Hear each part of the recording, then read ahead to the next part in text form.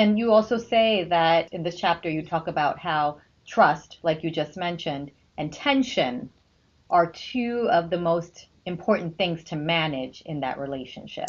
Yeah, it's kind of like a seesaw, you know. When one side's up, the other side's down. So tension, if it's high, trust is going to be low. If they're tense about their circumstances, if you made a call at a bad time for them, they just got out of an argument with a fellow employee, and you walk in to sit down for the 10 o'clock appointment.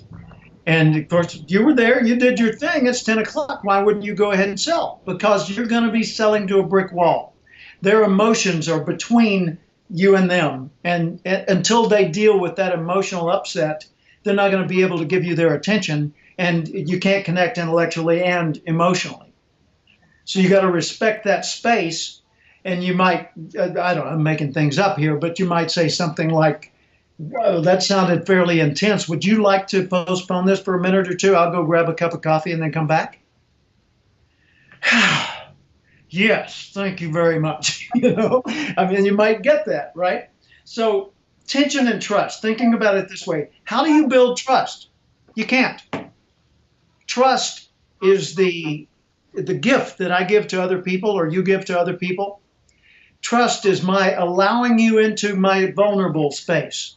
My putting you in a position to potentially harm or deceive me. So if I trust you, that's something that can only come from me. You can't build it. You can't even touch it. All you can do is deserve it. So how do you deserve trust? How do you earn trust? By reducing tension. How do you reduce tension? Well, you reduce tension about a product if they're worried about your product and its reliability and that sort of thing, or being too complex for anyone to operate it. You reduce that tension by explaining things and illustrating things and demonstrating things, validating, providing proof. Then there's relationship tension, and that's where maybe I'm worried about you or you're worried about me. And if I've got tension about dealing with you, until that tension comes down, there will be no buying today. So how do I get that trust up? I reduce the tension. How do I reduce the tension? Dress appropriate to the circumstances. Behave and speak appropriately to your role there. Talk like a professional in your field. Be courteous and thoughtful and considerate of the other person. Be on time. Don't run overtime. Do all the things that would cause someone to say, "Oh, well, hey, I admire that."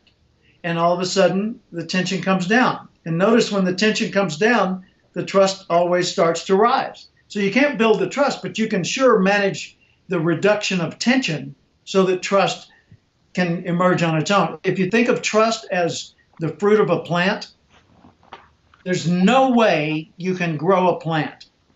You can plant a seed, you can nurture it and water it, but you can't make it grow. And once it grows, you can't make it bear fruit. But you can do all the things appropriate to it so that when it's ready to bear fruit, it will. Same thing's true for trust.